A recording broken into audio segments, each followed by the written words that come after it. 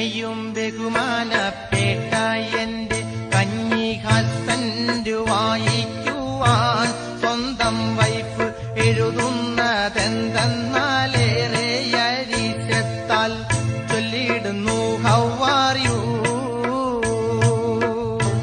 ഞങ്ങൾക്കെല്ലാം സുഖമാണിവിടെ എന്ന് കരുതി സന്തോഷിക്കണ്ട.